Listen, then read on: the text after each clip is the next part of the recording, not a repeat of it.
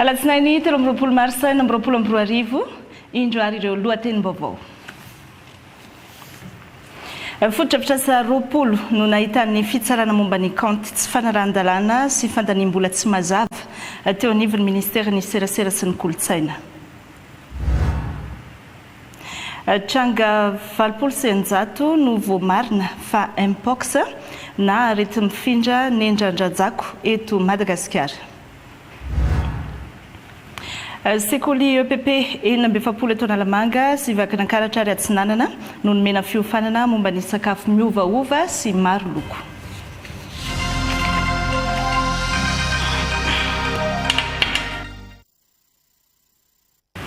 Manolotra ny arava toklasy sy tompokavy tonga soa ato anatin'ny fampahalalam-baovao manasantsika rehetra ary hanaraka hatramin'ny farany. Araka ny rahantsika tao anatin'ny lohatenim-baovao teo, tsenam-barim-panjakana tsy nanara-dalàna, fandaniam-bola tsy mazava, fototra roapolo no nasian'ny fitsarana momba ny kaonty fanamariana nandritra ny tatitra-pahibe-maso ho an'ny ministera ny serasera sy ny kolontsaina manokana. Tafiditra tao anatin'izany ny fanamboarana ny rovan'i Madagasikara sy ny musée Avory. Ofintin'ny Avsorandremapandry. Nisy ny gaboraraka raha nitatry ny fitsarana momba ny kaonty mahakasika ny fitantanana teo anivon'ny ministera ny serasera sy ny kolontsaina teo anelanelan'ny taona 2012 sy ny 2020. Teo amin'ny fanamboarana ny rovan'i Madagasikara ohatra dia niova teny am-pandehanana ny trafim-panorenana izay niteraka fidanganan'ny vidin'ny asa sy fahataran'ny fahavitan'ny asa. Teo ihany koa ny fanorenana ny musée Avory, asa ny tentina 4 miliara ariary tokony ho vita tao anatin'ny 10 andro dia vita tao anatin'ny 7 andro. Voaresaka teto ihany koa ny momba ny tranon'ny serasera miisa 17. Saika efa volovolo avokoa izy ireo ary na ny dimy ambin'izay tsy mbola voaloha tanteraka raha dia efa voaloha hatramin'ny 520 isan-jato tamin'ireo 7 izay efa notokanana ohatra dia ny anankiray dia efa nirodana tanteraka ny tao Morondava mitetina 1 miliara ariary ary ny ao Amatsiatra ambony kosa dia ina ny rodanany. Farafangana sy manakara izay nanaovan'ny fitsarana momban'ny compte fidinana ifotony dia hita fa tsy vita hatramin'ny farany akory ny asa kanefa dia efa voaloha 100 isan-jato ny vola mahakasika an'ireo. Hita ihany koa ny tsy fisian'ny fanaraha-maso nandritra ny fanatanterahana ny asa ary tsapa ihany koa ny fisian'ny fampiasana taratasy osoka na ny fausse procès verbal de réception. Ohatra amin'izany ohatra ny mahakasika ny trano tao Androy sy tao Morondava. Mbola maro eo fotodrafitrasa tsy voajery fotony noho ny tsy fahampian'ny fotoana sy ny oentimanana. Marina fa saika hita manerana ny ministera nanomboka ny taona 2012 izany tsy fanarahan-dalàna izany. Hitondrana famitinana ato anatin'ny fampahalalam-baovao tsirairay moa ny an'ireo ministera nanaova ny fitsarana momba ny kaonty fitsiriana sy fanadihadiana teo amin'ny fitantanam-bola-panjakana izay. Fa tsy tokony hiady na ho tsaratsarany politika ny malagasy fa tokony hahanavaka tsara ny fihavanana sy ny hevitra tsy mitovy ara-politika. Fikambanana mivohy izany ny fikambanana mafana izay mampivondrona ireo teraky ny faritra Atsimo Atsinanana. Nanamafy ny mpanolontsaina avy ny fanavaozana ny Repoblika ny colonel Gervais Andriamiarso fa azo atao ohatra sy alain-tahaka tsara ny toe-tsaina sy ny firaisana ananan'ireo mpikambana ao anatin'izany fikambanana mafana izany. Keita Revila. Iray amin'ireo fikambanana tranaina ao anatin'ny faritra Atsimo Atsinanana ny mafana efa tao anatin'ny 80 taona mahery no nijoroany izay vandrona ny teraky mananano farony ary namorona.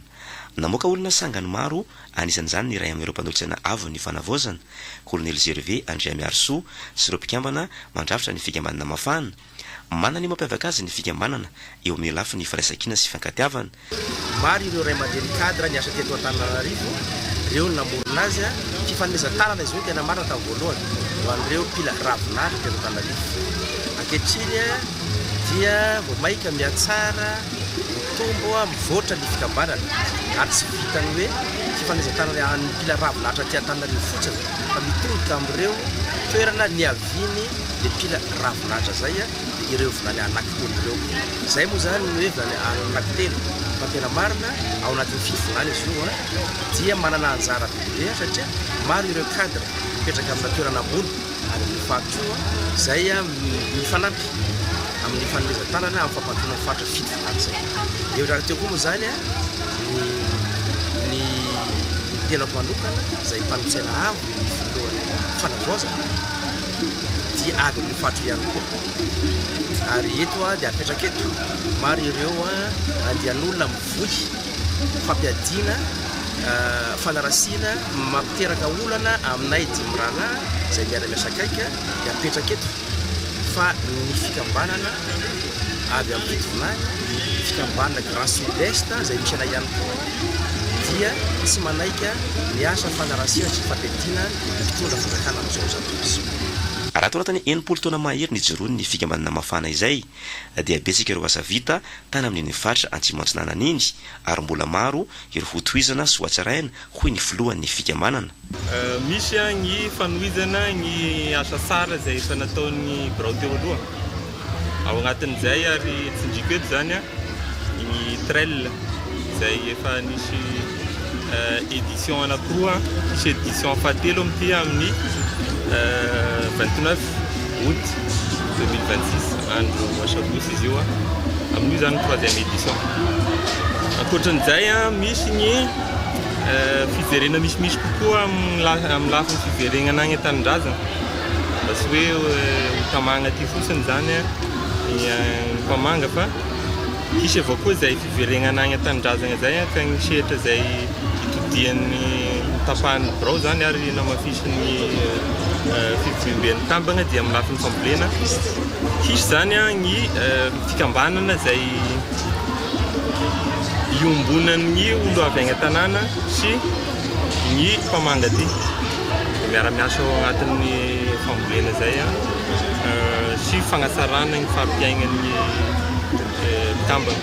Naneho firaisan-kina sy fifankatiavana teto Mamorivato moa ireo mpikambana mivondrana ao anatin'ny mafana hetsika maro moa nentina nanamariana izany teo ny fanehona ny fomba antehimoro na rahana tsodrano ary fiaraha-mifaly niaraka tamin'ireo mpanakanto avy any amin'ny faritra Antsimantsinanana iny.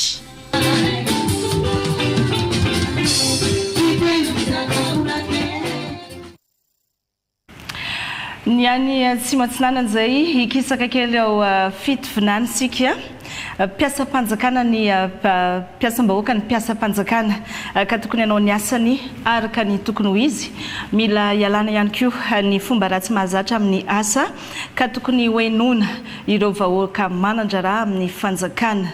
Ankoatr'izay dia apetraka ihany koa ny dina izay miantoka ny fandriam-pahalemana ao amin'ny faritra fito vinany anisan'ny songadina ireo nandritra ny fametrahana ny lehibe ny faritra fito vinany Vonjimaika Razafintsiandrofa Jean Brunel. Nandindin'izay hoentin'ny televiziona malagasy any Manakara. Hentitra ny mpanolo-tsaina avo ny fanavoazan'ny Repoblika ny Madagasikara, Kolonely Andriamiarisoa Gervais tamin'ireo mpiasa-panjakana teto Manakara mba hanatanteraka ny asa araka ny tokony ho izy eny anivony toeram-piasana ary analavitra amin'ny fomba ratsy izay nazatra teo aloha. Ho an'ireo mpiasa-panjakana ianareo no mpiasa an'io vahoaka io. No ireo vahoaka reo andraisinareo karama maro amintsika ny goragora zatra sy miasa ny fagnambakana fampitahorana ireo vahoaka reo agnaty taratasy aminareo agnaty birao agny atao mazava sara monsieur le chef de région omeo fotoagna gnanaovanao doléance andraisanao vahoaka Manakara mitondra fitaraingana ho an'ireo vahoaka Manakara zay manana problème mitondra fitaraingana amin'ireo mpiasa-panjakana reo ka misisy ianao mametranao birao ray manokana doléance fosiny miaraka amin'ny numéro téléphone mandeha atoandro mandeha alina hitaraigna ny vahoaka Manakara reo. Ny zara-paikady hampitombona ny fiariana ny isa tokantrano ny lehibe ny faritra fitovinagny vaovao Vonjimaika Razafintsiandrofa Jean Brunel amin'ny alalan'ny fametrahana dina izay fitsipifehezana eny anivon'ny fiarahamonina iantoka ny fandriam-pahalemana ary hamerena kasina ny bako aty an-toerana. Dina petratsika io dia ataontsika mazava tsara ary mandroso ny farim-piainantsika isaka tokantrano. ny raha amboarinareo amin'izay fotoana zay arovany dina arovany fiarahamonina dia tsy misy mandrava raha androany anao manankanakana folo raha dinasako manapatona farantaona efa manana zato fa ny adidiko sy ny andraikitra dia hitarika aho ara-metraka n'izay environnement propice na zay tontolo ahafahan'ny isa tokantrano mamokatra zay ka na mianatra anao na tsy mianatra na mahita taratasy anao na tsy mahita taratasy akamanseera anao magnatanteraka an'izay satria ny fanaovanao ny manandrify anao rehefa fanampiana ny seera dia rehefa toavinareo seera arahinareo seera dia voavalitsika ny toromarika napetraka ny foloha tamintsika. Miantso ny rehetra ny mpanolontsaina avy ny fanavaozana ny Repoblika Colonel Gervais Andriamiarsoa ifanolo-tanana amin'ny fampandrosoana ny faritra fitovinany samy manana andraikitra manandrify azy amin'izay fampandrosoana izay ny tsirairay anatin'ny firaisan-kina sy ny fihavanana tetika sa maromaro ihany koa no nangata ny vahoaka ho tohizana sy ho asim-panamboarana any amin'iny faritra fitovinany iny. Gilardora Mambasoa. Manoana tanteraka ny fitondrana taria ny filohan'ny fanavaozana ny Repoblika ny vahoaka ny faritra fitovinany. Antony natonga andreto vahoaka maro vorolanina teto manakara ireto nandritra ny lanonana nametrahana tamin'ny toerany ny lehibe ny faritra vaovao. Nandritra ny fandraisam-pitenenana teto no amafisy ny mpanolontsaina avo ny fanavaozana ny Repoblika ny Colonel Gervais Andriamiarsoa ny mahazava-dehibe ny fanomezan-tanana isiny ny fanavaozana ho amin'ny tena fampandrosoana.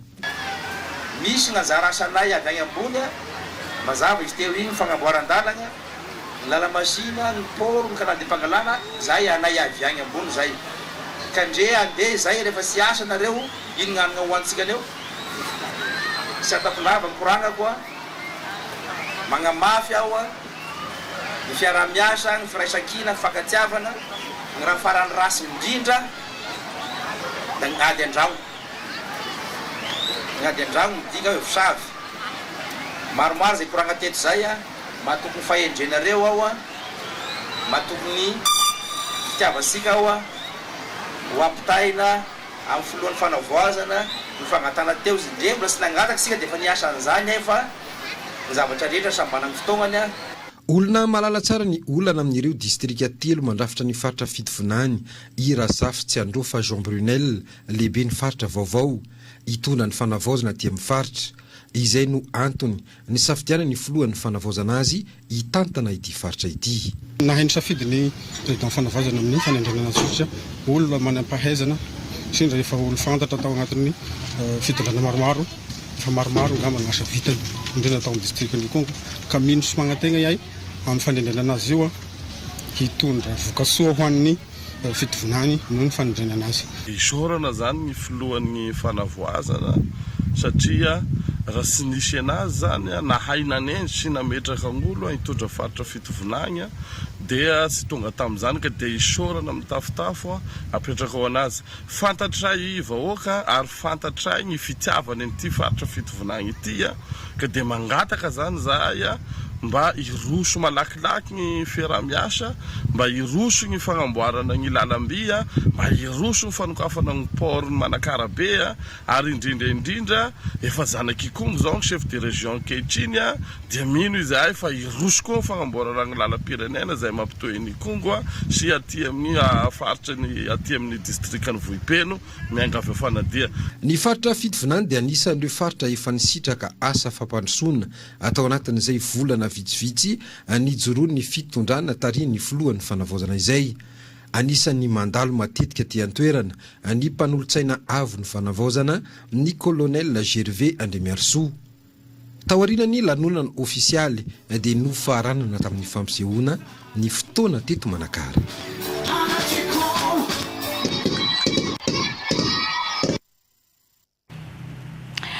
Dimampolo taona ny antoko Arema mbola mijoro ary mbola vonina nampy ny vahoaka malagasy.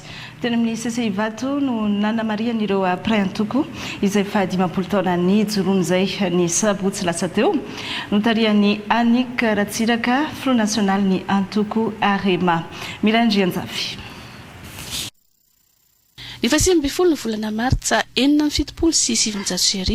no niorina ny antoko Arema na nalavaina tamin'ny hoe avant-garde de la révolution malagasy na hoe mpitaridalana révolution malagasy. Niova hoe antoko révolution malagasy zay taty aoriana.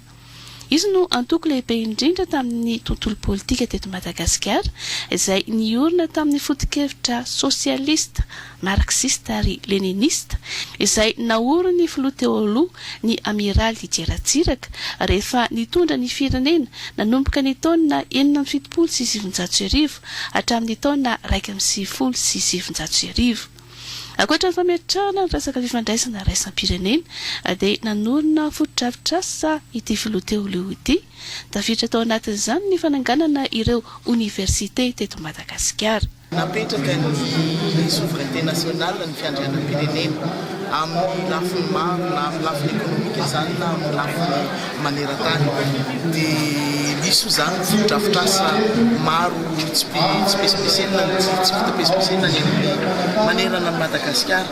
Tamin'ny fotoanandro ny université anankiray ihany nisy teto Madagasikara dia lasa nasiana tena ny fahatan'ny tsirairay avy ahafahan'ny malagasy tsirairay avy mianatra satria tao anatin'izay moa zany tsy natao amban-javatra fa fianarana satria io no loharan'ny ahafahantsika mitantana ny firenena dia napetraka koa zany service national atao fotoanandro nampianatra ny ray aman-dreny nampianatra ny ankizy nahafahana nametraka atao hoe fahaizana manoratra sy fahaizana manisy. 20 taona teo aoriana mbola misy ny antoko, miaina ny antoko ary vonona anampy hatrany ny vahoaka hoe Ramatoa Anika Ratsiraka. Ny antoko Arema dia mantoko azy dia antoko foana. Nizanizany fandimby amin'ny fahefana teo efa nisy maromaro zay fandimby tao aoriana ny tondrany président Ratsiraka dia io foana ny antoko Arema anampy ny vahoaka ary anavitra avy ny tanindrazana. Fanontaniana napetraka ny mpanao gazety ny tetiny hoe mbola vonona hiditra anaty gouvernement ve ny mpikambana ao amin'ny antoko Arema, vonona raha ilay mpitondra ho izy. Ny Sapostono nanamarina tamin'ny fomba ofisialy ny 50 taona n'ity antoko ity.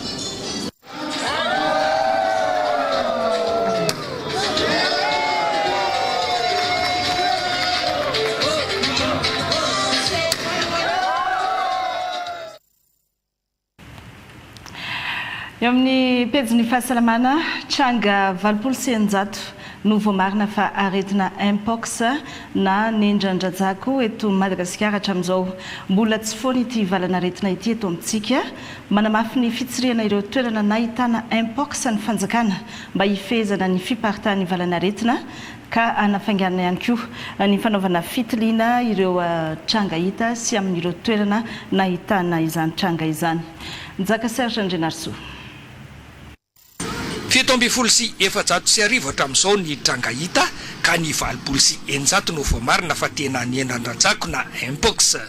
Ny faritany Majanga sy Antananarivo no ahitana ny ampahanbetsaka amin'io. Manamafy ny fitsirihana ny toerana ahina ahitana tranga ny tompona andraikitry ny ady amin'ny Mpox mba azahoana feno fiparitahany ity valana aretina ity. Raha vao ahina ny tranga anankiray dia tsara raha ohatra hiboka sahady mba tsy amindrany amin'ny manodidina satria zavatra aretina mora mifindra be ihany Mpox. Eo moa zany ny paikadina apetratsika eto Madagasikara. Mandrapahatonga ny hoe hoditra lasa vaovao mihitsy dia mamindra ny Mpox, tena mamindra mihitsy dia izay no hoe tokony hitazonana an'ilay olona aloha zany ao aminatin'ilay hoe centre de traitement sy isolement ahafahana mahazo ny fitsaboana aloha, ahafahan'ilay olona mahazo ny fitsaboana fa avy eo koa mba ahafahany mijanonao zany mba tsy hamindrana ao amin'ny mpiray trano na ny mpiara-monina. Itsakilan'izay nafainganana ny fitsirihana mba azahoana mampiatra vetrany ny fitsaboana. Raha ny fantatra mantsy dia eo anelanelany roa hatramin'ny 4 herinandro eo ny fahasitrana ny olona iray voany ny endrandrajako. Nafainganana kosa ny ahafahana mahazo an'ilay valin'ilay fitiliana zany. Ny any hoe tranga ina manao fitiliana dia avy eo amiboka mandrapahatonga amin'ny valiny nafanganana faran'izay aingana amin'ny valiny izy tetika lasaka ny 7 ora na 20 ora dia rehefa negativa ilay olona dia mahazo mivoaka. fa mbola rahana ihany ny fahasalamany any amin'ny toerana misy azy misy fifandraisana amin'le ekipa amin'le mpitsabo. Rehefa ohatra kosa le olona ka hoe positif zany ny valin'ny fitiliana dia mijanonao izy mandrapasitra ny le hoditra any hoe afakafaka daholo le fery na le zavatra mifotofoto any hoe fa tokony tsisy takipery satria na ny takipery koa dia mety mbola mindra. Nanamafy ny tompona andraikitra fa mamindra foana ny endran-dratsako mandra-pasitra ny olona mitondra azy. Ny fanatsana ny sakana sy ny fepetra ara-pahasalamana ihany arak'izany no ahafahana manafoana aingana ny fiparitana ity valana retina ity. Mifandraika amin'izay fahasalamana izay ihany tsy fanjarin-tsakafo EPP 20 eto amin'ny faritra Analamanga, Vakinakaratra sy faritra Atsinanana no nomena fanentanana momba ny sakafo miovaova sy maro loko iadina amin'ny tsy fanjarin-tsakafo. Matetika tokoa mantsy rehefa misy ny fanentanana momba ny fanjarin-tsakafo sy ny fahasalamana dia ny reny sy ny zaza latsaka ny 5 taona hatrany no iantefanjany hafatra izany ka na sipanivany io paikady io eny anivon'ny EPP indray zany dia fa miainga ny fanofanana amin'izay fahaizana misakafo sy mikarakara sakafo izay. Norosorandriamanana Fianoran-Driamalala.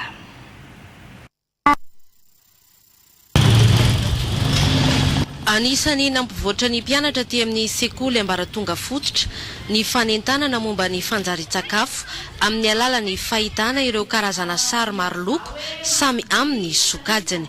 Ampianarina ireo ankizy rehefa sakafo mitondra hery samihafa sy ara-pahasalamana. Iray amin'ireo EPP 20 iasan'ny ONG Gret misy ny tetikasa Aintso vatsiny AFD Vola ny eto amin'ny EPP Andravoangy voalohany. Manampetsaka anay ty fampianarana ty satria rehefa tonga ny antrano zay dia jejerena tsara sakafo karakarain'i dada sy neny dia ohatra hoe tsy ampy voankazo zao dia mangataka vola dia hoe ndatsika hividy voankazo. Ohatra hoe poma zao dia mitondra hery fiarovana. Karazana fitaovana maromaro natao hilalaovana saingy mitahiry fitadidiana no ianarany ankizy toy ny katro sy ny kodiarany fanjarin-tsakafo. Le katro sy le roulette zao kilalao nanazavana le lesona iny zany mba mampakingakinga sy mampazoto an'zareo satria amin'ny mahakizy anazy dia tia kilalao izy dia iny zany mba mavitrika izy tsy matoritory fa mazoto izy sady mora voaray an'le lesona. Tanjona amin'ny fanentanana dia samy hahazo tombontsoa avy amin'ny fampianarana avokoa ny fianakaviana. Ny mpianatra ao amin'ny kilasy T3, T4, T5 dia anisan'ny mpianatra tia mitadidy zavatra be ary mora mandray zavatra ary mora ho azy ireo ny andray ny hafatra momba ny fanjarin-tsakafo sy ny fantatra an'izany moko afaka ny apita tsara n'izany hafatra izany izy any an-tokantrano izay misy azy. Ankoatr'izay tia milalao ireo ankizy ireo dia manamafy ny hafatra izay ho raisiny ny fampiasana ny kilalao toy ny kodiaran'ny fanjarin-tsakafo sy ny katro ao anatin'ny fanentanana izay atao amin'izy ireo. Ny faritra Analamanga sy Vakinakaratra ary ny faritra Atsinanana no mahazo izao fanentanana momba ny fanjarin-tsakafo izao ary mivoatra manaraka ny zava-misy ny fampianarana. Lampavao hafa ny tombony isan'ny olona maty vokatry ny lozam-pifamoivoizana tamin'ny ity volana marsa ity raha oharina ny tamin'ny volana febroary lasa teo na dia mbola tsy tapitra koa aza ny volana marsa. Ny tsy fanajan'ny mpampiasa lalana ny lalàna ny fifamoivoizana sy ny amamona no tena fototra ny loza ary ireo kodiaran-droa ihany koa no matetika hiaran'izay lozam-pifamoivoizana izay indrindra moa ny eto Antananarivo renivohitra. Nanao fanadisina mikasika izay Ambintsondry Maservelo sy Ernirina Rasolaritsaona. Telo amby 50 ny lozam-pifamoivoizana teto Antananarivo tamin'ny volana febroary 2024 raha ny antotanisa voaray ato amin'ny komisaria central tsara lalàna. 2 ny tranga naharatrana olona nahafatesana olona 5 ny hena ho 7 ny tranga tamin'ity volana martsa ity saingy ny tombo isa ny olona maty izay nahatratra 20. Antony maro mahatonga izany mangona amin'ny teny tokana hoe tsy fifanajana tsy fanajana ny mpandeha tongotra sy lalàna fiampitana, tsy fanajana ny mpandeha tongotra ny fiara, tsy fanajana mpamily fiara ny mpandeha tongotra, ny fisin'olona miasa na mivarotra ao anatin'ny lalana sy ny sisin-dalana, fijanonana amin'ny sisin-dalana tery, ireo sarety sy bisikileta ary moto mifanisika, indrindra ny fandehanana mafy amin'ireo lala migodana. Voalohany indrindra tena tsikarotra fa ny tsy fanajantsika mpampiasa lalana, atsika mpampiasa lalana rehetrarehetra mihitsy ny eto, dia tsikarotra koa fa ny fisotroana, ny fakana alcool alona amin'ny fiara, io koa tsikarotra fa betsaka be zany mahatonga accident amin'io. Ny fandehanana mafy, raha jerena zany statistika anankiroa tsikarotra fa ana amin'ny secteur ny 8e arrondissement ny police anana Almahitsy zany ana foana tena mahazo tombona amin'ny cas d'accident le fisiny ro kady antsara saotra io zany. Zay matetika amoizany an'olona foana sy andrafana olona. Mampianatra antsika ny mpitandro filaminana mba hahay hametraka ny soatoavy ny fifanajana. Io zany tsy andraikitra ny mpitandro filaminana rery ihany fa tena andraikitra antsika rehetrarehetra zany rehefa miresaka sécurité routière antsika. Tika zay zany accident io zany dia raha te anafoana ny tanteraka antsika dia tokony mandre andraikitra daholo zany antsika rehetrarehetra, indrindra zany ny fanajantsika ny code de la route. Dia faharoa manaraka an'izay dia miezaka foana zany zay hatrizay ny manao sensibilisation filazana azy aty, manao midina sur terrain mihitsy zay mampianatra sy mampatsiahy olona ndre mandeha ohatrohatran'izao ny fanajana code de la route sy fampiasan'ny lalana rehetrarehetra eny. Dia takizay koa ny fanaovana sensibilisation foana miaraka amin'ny atrantiqué koa zay isaka faran'ny herinandro amin'ny resaka fisotroana toka amin'ny familiana. Dia takizay koa antsika mpampiasa moto rehetrarehetra sy mpampiasa fiara rehetrarehetra dia manentana zany raha vao itegnina moto mihitsy anao dia mba ataova zany ny fitaovana afanao miaro ny tenanao sy afanao miaro ny hafa. Aleko ohatra amin'izay zany rehefa itegnina moto dia manova kasika. Rehefa mampiasa fiara zany anao fiarakodia dia mba jerevo zany ny etan'ilay fiaranao. Dia takizay koa mba atao varadalàna ny papier ny fiarantsika rehefa eny amin'ny lalana ireny. Tsy ho an'Antananarivo rery zany fa ho an'i Madagasikara ray manontolo, aleo misoroka toy izay mitsabo.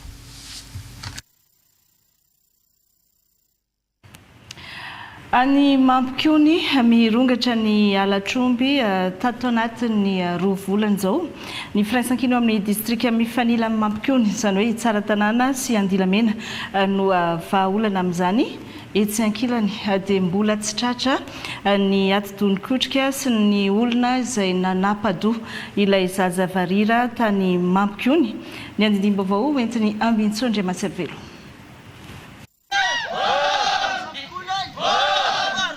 Mbola tsy tratra ny olona tena namono ka nafaty nanapadoha ny zaza varira taty Mampikony.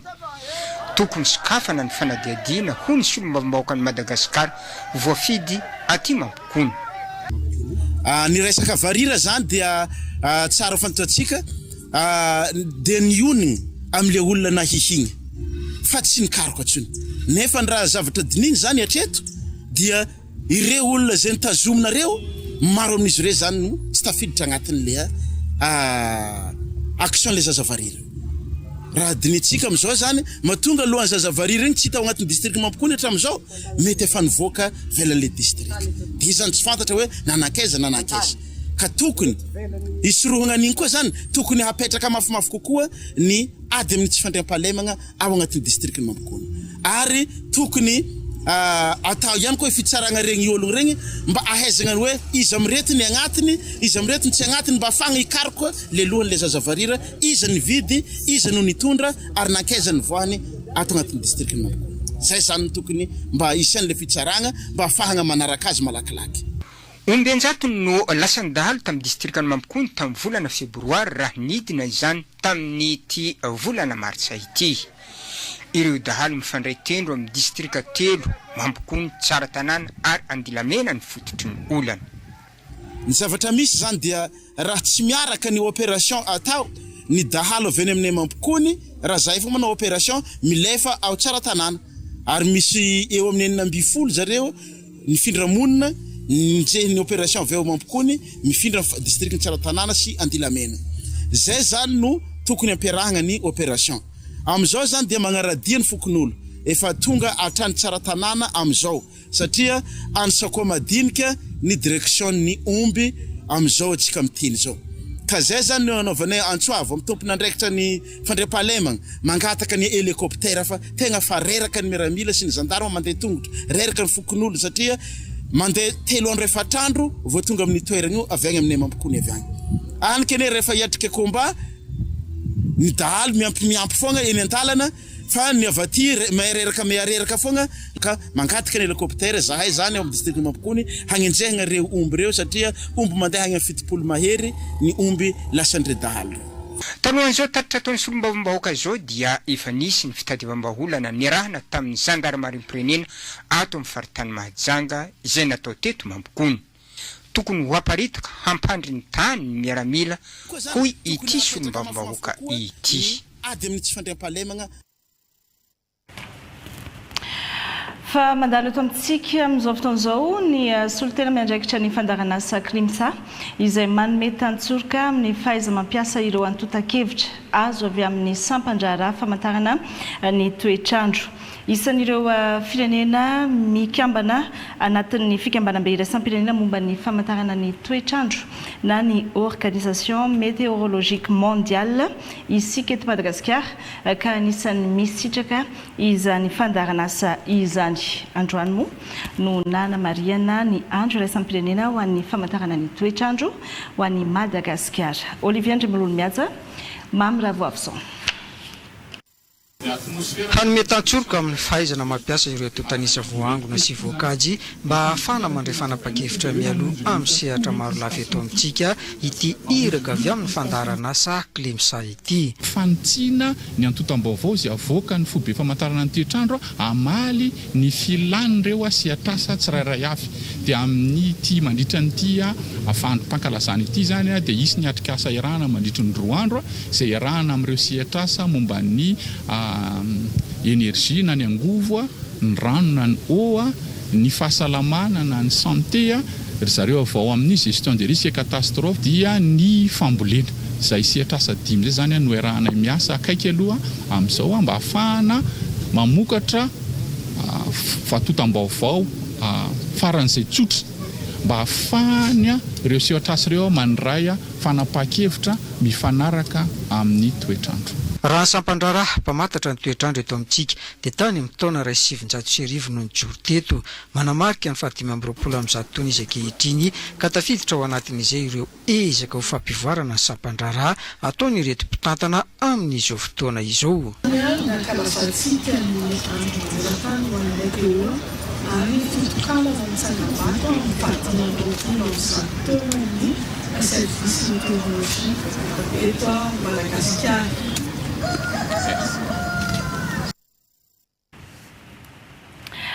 Vaovao manodidina ny fikirakirana vola niteraka resabe eny anivon'ny fiarahamonina indrindra moa anatin'ny tambazotra an-tserasera ny mikasika ny fanambarany avy amin'ny banky foiben'ny Madagasikara momba ny mety ampidinana ny vola farany ambony ho 1000 ariary mbola hodiniana ny mety fampiarana izany raha nambaran'ny governoran'ny banky foiben'ny Madagasikara fa mialoha izay dia misy ny fakakevitra tao izay natomboka teny amin'ny lalam-piofanana toe-karena teny amin'ny université Ankatso nanao ny ango baovao mikasika izay Miray Andrianjafy sy Mamy Ravoavison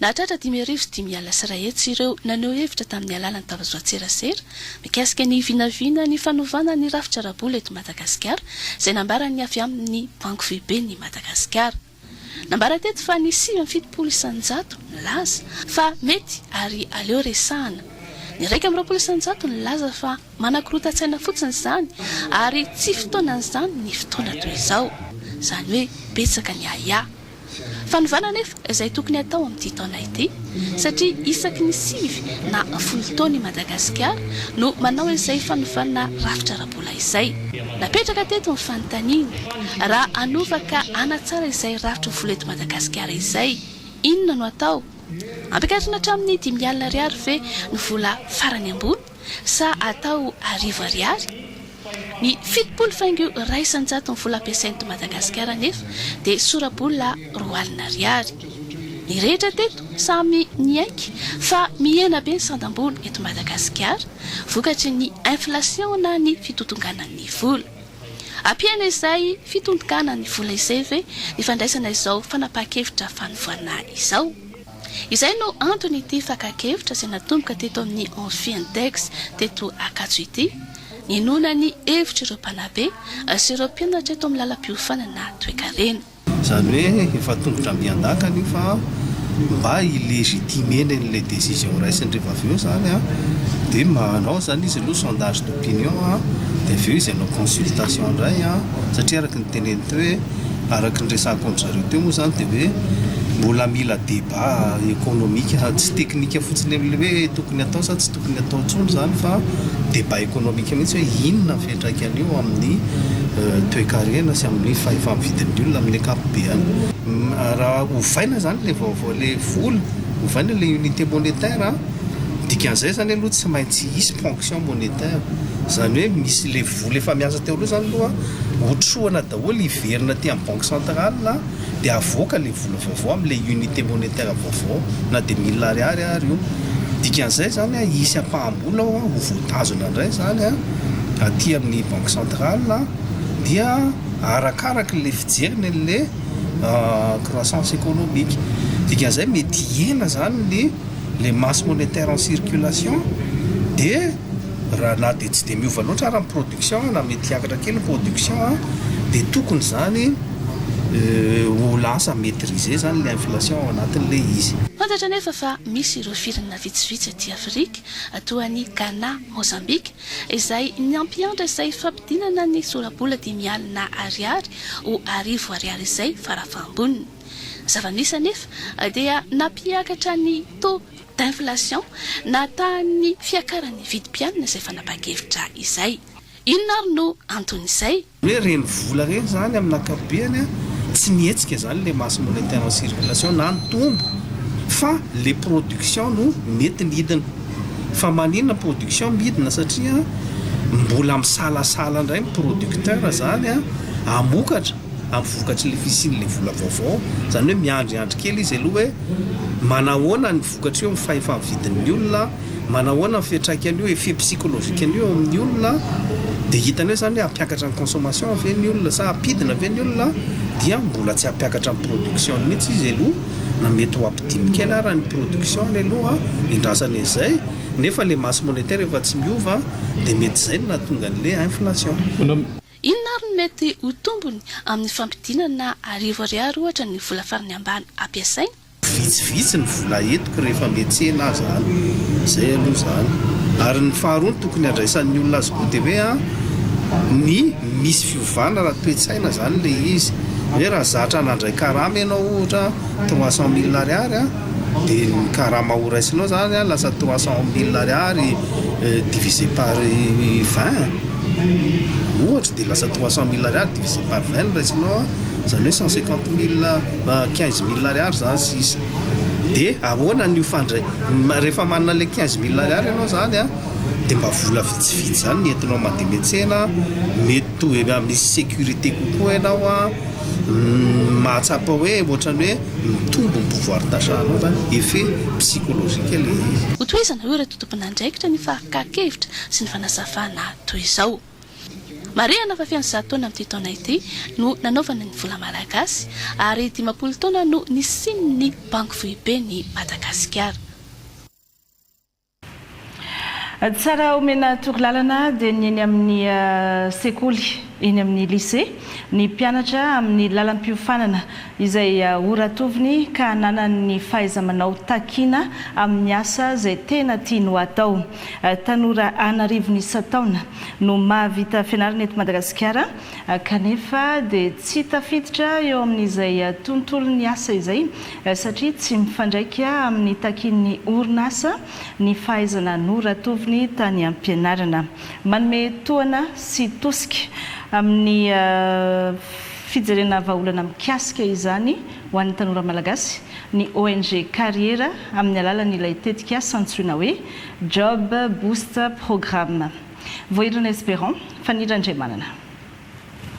Ataony tanora manodidina ny 20 hatramin'ny 4 taona no manao asa tsy mampavelatra azy akory fa miasa miasa fotsiny raha ny fanadadiana nataony ONG Carrière. Antony mahatonga izany ny tsy fananany tanora ireo fahaiza-manao takina eo amin'ny sehatry ny asa mahakasika ny lalam-piofanana noratoviny. Amana izay olana arakasany tanora izay indrindra no nany fanana ireto tanora 20 ireto ho lasa mpampiofana tao anatin'ilay tetikasa Job Booster Programme ka izy ireo indray no irotsaka norolalana ireo tanora mitovy aminy amin'ny lalam-piofanana tokony arahiny sy ny fahaiza-manao takiny sehatry ny asa amin'izao fotoana izao. Ny antony mahatonga ny mpianatra ataoko hoe mpianatra tsy mahita ny ataoko hoe tsy mahita asa araka ny tokony izy dia ny tsy fahaizany hoe inona marina moa zany le asa tiany atao dia izay mihitsy ny antony nahatongavan'ity Job Booster Programme ity.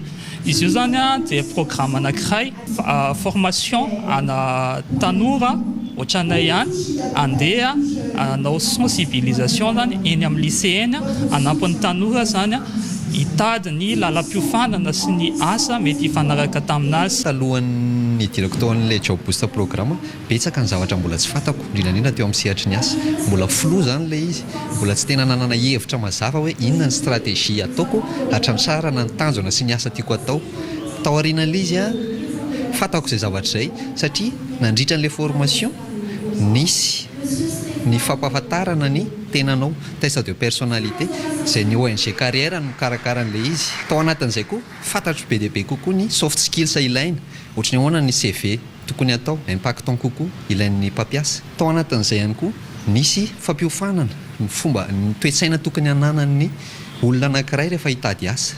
Ao anatin'ny andiany faharoa amin'ilay tetikasa Job Booster Programme izao dia idina eny anivon'ny lycée sy ny université manerana ny nosy ireo tanora voaofana anampy ny tanora mitovy aminy. Andeha hiparitaka maneran'ny Madagasikara zay ampiofana an'ireo ankizy mba ahafahany zareo mahalala ny lalana tokony alehany satria anisan'ny problème ngeza be eto Madagasikara mal orienté ny tanora rehefa tonga après lycée après bac tsy fantany hoe inona ny mention tokony alehany, tsy hainy hoe aiza ny asa tokony ataony dia tao anatin'ny formation narahana rehetrarehetra dia andeha ampianatra ny zareo sy zara amin'ny zareo zay hoe mila fantatra reo ny capacité anareo zao avy ny satria zay nanao collecte dodony ny asa rehetra misy eto Madagasikara l'opportunité rehetra misy ny zavatra rehetra ilaina raha te intégré poste anankiray dia andeha hizara amin'izay amin'ny ankizy hoe zao avy ny asa misy eto Madagasikara, zao avy ny fianarana tokony ataonareo, zao avy ny capacité tokony ilainareo anatanterahana an'ilay izy dia izay no ataonay amin'ity phase 2 any Job Booster Programme ity. Atao anatin'ny herintaona no nanifanan'ny ONG Carrière ireo tanora ambassadeur ireo notolorana samboady amin'ny mahampampiofana azy izy ireo ary hanomboka ny fizarana traikefa ho an'ireo tanora namany. Fanatanjahantena mamelo maso indray ny taranja aiady kung fu traditionnel ireo mpiatroka raha toka somary natoritory ity taranja ity teo aloha teo. Ny kung fu traditionnel izay tsy natao hiatrehana fifaninanana fa mipetraka ho fitaizam-batana sy fanabeazana ihany. Tamin'ity fihaonana ity, fihaonana teo amin'ireo mpiatroka izany dia nisy ny fanolorana mari-pankasitrahana ho an'ireo mpiatroka mendrika ao anatin'ny izay taranja kung fu traditionnel izay. Itondra fanampanazavana misimisy kokoa maître Rakotor Saint Vincent, flou national ny AP Trade. Anatin'ny manao redynamisation zay amin'izao fotoana zao ary manomboka manajoro mamelona indray tsy vao mamorona mamelona indray satria maro be ny sampana na ny club any ambanivohitra any izay manao miafokafona satria eo le hoe regroupement tsy mbola vitanay dia zao folo taona théorina zao zay zao manomana ny zakabe zao dia ny atao Analamanga sy manodidina aloha no atao. Fa nisy ny atao hoe association, nisy ny atao hoe fédération. Ny association le tsy manao compétition satria ny kung fu zany tena mbola tsy sarotra ny réglé anazy. Faharoa philosophie le kung fu koa fakatiavana karaha manao compétition ny ankizy lasa mifanenjika manky le fakatiavana. Traditionnel zany dia any amin'izay tany misy anazy zany no makatahaka ny mahatraditionnel azy dikan'izay zany a kung-fu traditionnel malagasy tena malagasy. Ary ny lafin'ny kolotsaina sady manana antsika ny fampahalalam-baovao tonga eto Antananarivo ny kolotsaina Betsileo ny Savika izay no tanterahina teny Alasora ny alahady teo no karakarain'ny zanak'Imady izay monina eto Antananarivo. Hipoka tokoa ny kianjan'ny Alasora ny jery izay Savika izay ary teny toerana ihany koa ny namana Keita Revila.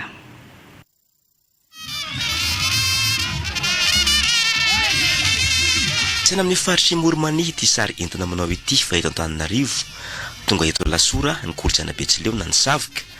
Hetsika nentin'ny zanak'Imady monina eny Ambohipo ary samba no nivoaka ny faritra ny kolotsaina Betsileo na ny Savika hipoka tanteraka ny kianja teto Alasora. Tena hoe nahomby zao atao hoe Savika izay nikaranitsika androany zao. Tena eny kiaja eny voninahitra ny fikambanan'ny terak'Imady fa tena makasitraka indrindra anareo. Azo lazaina ho tafita nefa mbola tena misy ny hetaheta mbola atao hoe mbola misy ny atao hoe ezaka amin'ny atao hoe fanapariana zay satria moa tsy hoe izay rery zao no atao hoe anaparitaka zay kolotsaina zay fa tsika malagasy manontolo zay ty Madagasikara tena manana atao hoe zany atao hoe kolotsaina maro dia maro isan-karazany zay dia ny Savika aloha ny androany famparitaka antsika ny kolotsaina oneran'izao tontolo zao. Tonga andamaly ny antso ireo toerak'Imady mila ravinahitra eto Antananarivo nakasitraka ny fisiny ny hetsika. Efa kolotsaina Antananarivo ny Savika dia agnatanana zahizaha dia indrindra moa izy tonga aty Antananarivo dia voninahitra lehibe ho an'ny terak'Imady eto Antananarivo. Efa Savika efa ela ny saviana mbola nahakely zany dia efa io ny kolotsaina hatramin'izay. Tena mahafinaritra mitatra zany le izy dia na zao mahasarika olona be dia be zao dia efa fahafinaretana ho anay. Tanjo ny fikambanana terak'Imady monina ao Ambohipo nitondra ny kolotsaina Savika any amin'ny faritra hafa akoatra ny Antananarivo tahaka izao.